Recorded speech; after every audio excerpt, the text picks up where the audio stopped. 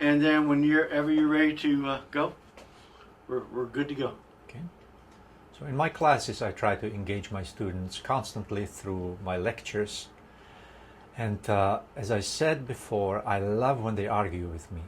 Not in a mean tone of voice, but with respect and with precise ideas, understanding or misunderstanding of music, so we can discuss that and debate, talk about the music, talk about the engagement of the students in their musical understanding the genres, and I love when the students are engaged, and to me that means that they are learning.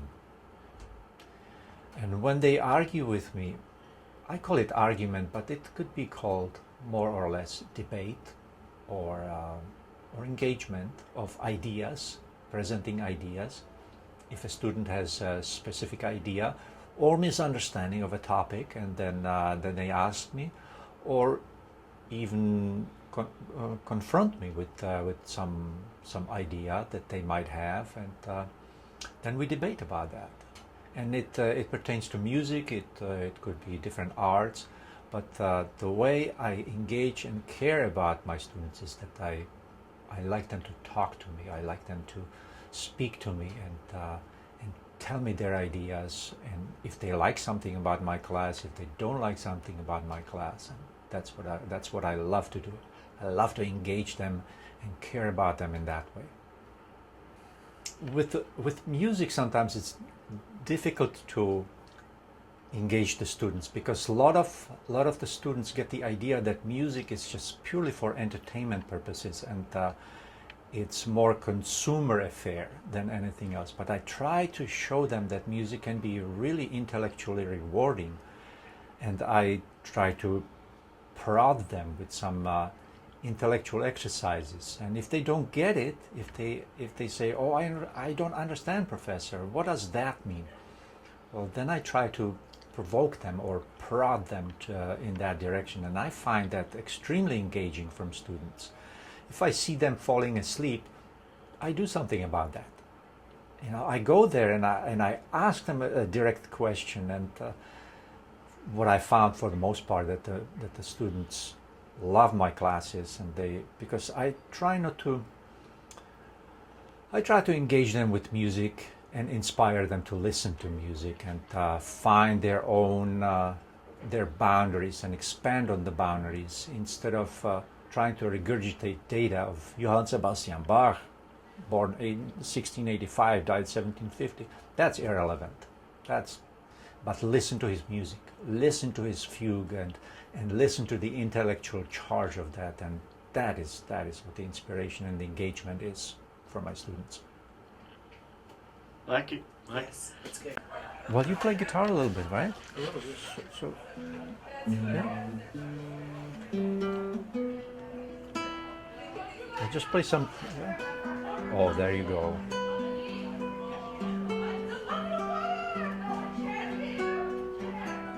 Where'd you learn that? Oh, there's a D.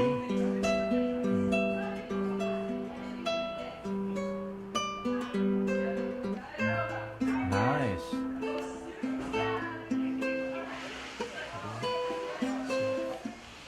Nice.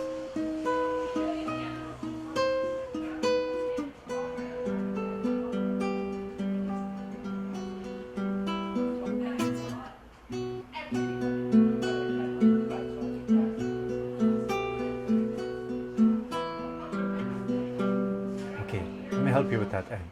Play that B7 again. Now all you do here, put this finger up, take this off. Okay, so play the F sharp, G, F sharp. Now make that E minor, 4th string.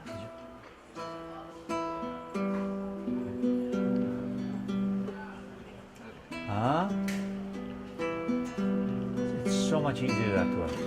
Yeah, because what you were doing is you were holding that B7, and then you were resetting everything, and then using a little finger. So it was kind of off. There you go. Now make it E minor. Now remember.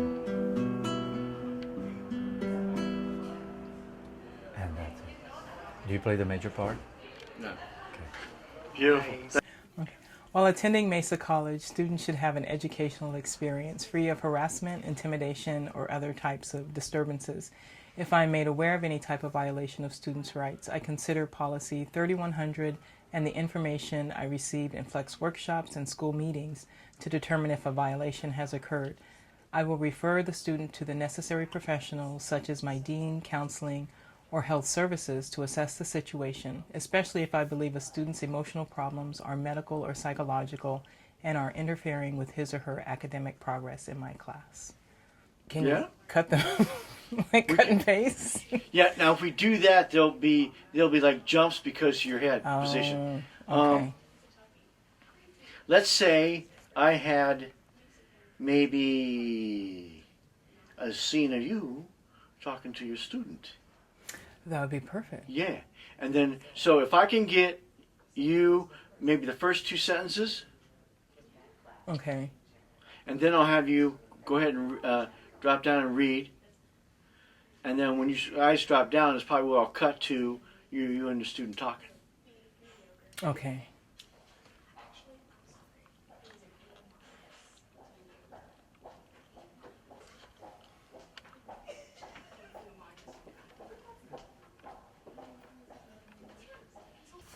That's better. While attending Mesa College, students should have an educational experience free of harassment, intimidation, or other types of disturbances. If I am made aware of any type of violations of students' rights, I consider Policy 3100 and information I received in school meetings or flex workshops to determine if a violation has occurred. Should I start over? You're laughing at me now. No, it's tough. It's tough to do this stuff. You guys are impressive. Wow. I'm like, I If couldn't this do it. was one of something in the art book, I mean, let's go. But this is wow. Okay. Yeah, you're doing good. Though. Okay, we'll be here until like 5 o'clock. That's all right. Time is Okay. not the essence. You got 15 students out there. Okay. That helps. Thanks. Just kidding. Okay. While attending Mesa College, students should have an experience. I keep forgetting words. 3100. Okay. While attending Mesa College, students should have an educational experience free of intimidation or any type of disturbances, harassment or intimidation. Okay. While attending Mesa College, students should have an educational experience free of harassment, intimidation, or any other type of disturbances. If I am made aware of any type of violation of students' rights, I refer to Policy 3100 and information I received in flex workshops, department meetings, and I determine if a violation has occurred. I will refer the student to the necessary professionals, such as the dean, counseling, or health services, to assess the situation. Especially... Damn, you're so close. I know, it's almost Okay, it's there. Oh my God, assess, not You know what? success. If you can just nail that first one, I know, it just throws me and then off. just go to the second, and then Oh, just the first and second. well, actually, While attending Mesa College, students should have an educational experience free of harassment, intimidation, or other types of disturbances. If I am made aware of any type of violation of students' rights, I consider Policy 3100 and information I received in flex workshops and school meetings to determine if a violation has occurred. I will refer the student to the necessary professionals, such as my dean, counseling, or health services, to assess the situation, especially if I believe a student's emotional problems are medical or psychological and are interfering with his or her academic progress in my class. just that last. Yeah. That was, maybe you nailed the first part. So the last sentence. I will refer the student to the necessary professionals, such as my dean, counseling, or health services, to assess the situation, especially if I believe a student's emotional problems are medical or psychological and are interfering with his or her academic progress in my class. Perfect. So, let's see. This is the W-9 document that I have to submit to the dean's office today. So I probably shouldn't smile a lot because you're supposed to be telling me Yeah, something. kind of a serious thing, yeah. serious that's happening in class, and I'm supposed to let you know that counseling and health services is available so that you maintain a good GPA in school, and that there are resources available to you so that you can address any issues that may be affecting your academic progress at Mesa. You You're know gonna what? hear- How about I read it while it looks like I'm talking Oh, to Sync it her? up. you're a genie. You're a freaking genie. Because Okay. if I'm not focused on something, I'm Okay, gonna that's good. Okay. We still don't have the painting, but that's okay. It's okay. So I'm just going to read it. So while attending Mesa College, students should have an educational experience free of harassment, intimidation, or other types of disturbances. If I'm made aware of any type of violation of students' rights, I consider policy 3100 and information I received in flex workshops and school meetings to determine if a violation has occurred. I will refer the student to the necessary professionals such as my dean, counseling, or health services to assess the situation, especially if I believe a student's emotional problems are medical or psychological and are interfering with his or her academic progress in class. So, good? Good. Can you just keep talking? So should I hand her like a sheet of Yeah, paper or something? that'd be pretty cool. Oh, maybe flip it so that the words don't. Okay. I'm Danielle Loria. I'm the program director for medical assisting here at San Diego Mesa College, and I'm also the department chair for allied health. And I have R, which is refer and or remove. In the allied health programs, we deal with a lot of very diverse populations. Our students, all types of different socioeconomic backgrounds, and we need to know when it's time to refer a student, if they have problems, if they have stress. We don't know what goes on behind closed doors when they're at home. And so we are often referring students to DSPS. Sometimes students don't know about some of these services that are provided, and so we refer them when we see that there's a need. Also, we are referring students to the counseling office on a regular basis to plan for what they're going to be doing after they finish with our programs, and also to help them get through our programs. And student health services is a great area to refer our students as well. For any type of medical needs, especially those without medical insurance. And I've been fortunate enough not to have to remove a student from a classroom, but we do establish rules and regulations in our classroom. And when we do need to remove a student, we want to only do that when it's the last option that we have. We want to try to use other resources that we can, and then if we do need to remove them, we'll just follow the steps that are necessary. All right. Hi, this is Anthony Royce. And for the acronym CARE, the A stands for Ask and Alert. Ask as in ask for the kinds of behavior you'd like to see in your classroom. Explain your expectations for appropriate student behavior. And alert as in inform your students of consequences of inappropriate behavior. Now, it all starts the first day of class by using your syllabus. It's a good idea to put a section in your syllabus explaining your expectations for student conduct. Now, if you need assistance with this, the Student Affairs Office can give you specific language to be added to your syllabus. Should disruptive behavior occur, be very direct with the student and ask them to stop immediately. Chances are, if you're being distracted by their behavior, other students are also being negatively impacted by that behavior. Directly after class, ask to meet with the student, or, if you prefer, make an appointment during one of your office hours. This will give you an opportunity to discuss the situation with the student and to further explain the consequences should their disruptive behavior continue. Most students don't realize that one of the consequences is that they can be removed from a class in the future. So when it comes to CARE, A stands for Ask and Alert. I'm rolling, so whenever you're ready to go. Hi, this is Anthony Royce. In the acronym CARE, the A stands for Ask and Alert. Ask as in ask for the kinds of behavior you'd like to see in your classroom. Explain your expectations for appropriate student conduct. And alert as in inform your students of the consequences of inappropriate behavior. Now it all starts the first day of class by using your syllabus. And I just forgot.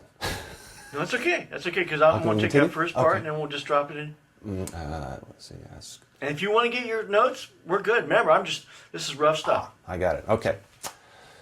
It's a good idea to put a section in your syllabus explaining your expectations for student conduct. Now, if you need assistance with this, the Student Affairs Office can provide specific language to be added to your syllabus. Should an inappropriate behavior take place or disruptive behavior, ask the student to stop immediately. Chances are, if you're being distracted by the behavior, other students are also being negatively impacted by that same behavior. Then, meet with the student directly after class, or, if you prefer, make an appointment during one of your office hours. This will give you an opportunity to explain the situation with the student. It will also give you a chance to further explain the consequences should their behavior continue. Most students don't realize that one of the consequences is they can be dismissed from a future class session. In the acronym CARE, A stands for Ask and Alert. Yeah, can we go ahead and start? Yeah. Okay. When I talk to students, the very first thing, the very first day of class, is we need to talk about expectations. So I'm sure to ask. I'm sure to ask students what it is that they expect out of the class, and I'm certain that they ask me what they expect from me, what I'm supposed to be doing and what they're supposed to be doing. In doing so, I'm able to very clearly frame expectations. I'm able to talk to students about what it is that we're supposed to be doing and not doing, what constitutes a disruptive or an inappropriate behavior. And in doing so, I'm able to set the tone for the class for the entire semester the very first day. To help with this, it's really easy for me to put the language given just by Student Affairs right into my syllabus. It's so easy to do. I drop it in every semester and it's right there. There's no need for confusion about it. Students appreciate this kind of framework because it gives them a sense of where they're supposed to be and how they're supposed to behave in a college classroom. Are you ready to go? Another important point when dealing with classrooms is to remember to ask. I always remember to ask the very first day for the behavior that I want in a classroom throughout the semester. In doing so, this allows me to frame expectations. Students know where they stand, they know what's appropriate or inappropriate behavior, and everybody gets along a lot better because we all know what's expected of one another. In addition, I make sure to alert the students, meaning I alert them to what's going to be the consequences of behavior if they do something that's inappropriate or continually behave in an inappropriate manner in terms of what we need to do as a classroom to get things done. Finally, when I'm dealing with students in this manner, I make sure to deal with them privately. I try to take them outside of the classroom either on a break or maybe before or after class, because it's much easier to manage behavioral issues in a one-on-one situation rather than have the student feel defensive in front of an entire classroom full of their peers. How was that? In addition to talking to students the first day about expected behavior, I make sure to put the student affairs policies directly into my syllabus. This allows students in writing to know what's going on. I make sure to go over the syllabus the first day in detail just to make sure that they've got all the information they need. And finally, I'll regularly make students sign an acknowledgement that they've read the syllabus and have understand what's contained in it. In doing so, this allows students to be very clear about what's expected of them and there's no confusion between us. When I deal with student disruptive behaviors, I find that there are two types of behaviors. One, active behaviors, meaning students are trying to disrupt a class, either by speaking out of turn, repeatedly asking questions when they're not supposed to while I'm lecturing, repeatedly interrupting other students to monopolize my time. Or two, passive behaviors that they might not even be aware are problematic. For example, clicking away on their laptops while they're typing to their friends when they're supposed to be paying attention to what we're talking about. So the behavior is disruptive or annoying, but it's not to the point that it's completely destroying the classroom environment. Each of these can be dealt with separately. By framing the expectations the very first day of class about both of these types of behaviors and their consequences, you can completely eliminate this problem from your classroom. And that way, a simple, gentle reminder throughout the semester keeps the students behaving in a way that's conducive to learning. When I'm dealing with students and their disruptive behaviors in the classroom, I find there are two types of potential disruptive behaviors. The first is active, meaning students are intentionally trying to disrupt the classroom. This might be accomplished through talking to each other too much. It might be accomplished by continually breaking in the middle of lecture with inappropriate remarks or questions. It might be something they don't even know they're trying to do, like monopolizing my time by raising their hand consistently and not letting anybody else contribute to the discussion. In addition, there are also passive kinds of disruptions. For example, students might be doing something like typing on their laptop and not being aware that the noise is disruptive when it's not really what they're supposed to be doing. In doing so, these kinds of behaviors are both problematic for the classroom environment, but neither one has to be a real problem. By discussing expectations about active and passive disruption types the very first day of class, you can eliminate almost 95% of all problems. After you've done that, a simple, gentle reminder occasionally throughout the semester keeps everybody happy and everything in line and makes the classroom the best possible conducive to learning. When I deal with my policies and procedures for my course, I find it's important to ask, meaning ask students for what I want in terms of behavior in the classroom. When doing this, it's best to do it right at the beginning so that we can set expectations. In order to do this, I put the information right in my syllabus. I make sure to go through the syllabus in detail the first day, and I can pull the language directly from the Student Affairs website for the information that I want for students to have and behaviors. And then I take and have the students sign an acknowledgement. Right at the beginning, they know what's expected of them and what they're supposed to be doing and not doing. In addition, it's important to alert. This means to tell the students that when something happens, here are the consequences. Alert the students to what's going to happen if disruptive behaviors occur in the class. I find that in my classes, there are two main types of disruptive behaviors. Active behaviors, where students are trying to do something disruptive. For example, they might be talking loudly to their classmates. Or perhaps they're just monopolizing my time by continually raising their hand and speaking out of turn when they shouldn't be. Or maybe they're just not recognizing that what they're doing is problematic in the first place. The second type of disruptive behavior is more of a passive behavior. For example, students that are inattentive and doing something like typing on their laptops. This might be making noise that they aren't even aware is disruptive to the classroom environment. So by setting these expectations directly right up front, in the syllabus, and in communicating with the students right at the beginning of the semester, you can completely eliminate 95% of these problems. And then just throughout the semester, the occasional gentle reminder serves to correct the students when there's a problem. Finally, if you're trying to deal with students, I find it's always best to deal with them one-on-one when discussing these issues. Nobody likes to be embarrassed. And so talking to students privately, either in your office hours, during a break, or before or after class, ensures that students can feel like they're getting the correction they need without the embarrassment that really isn't productive. How was that?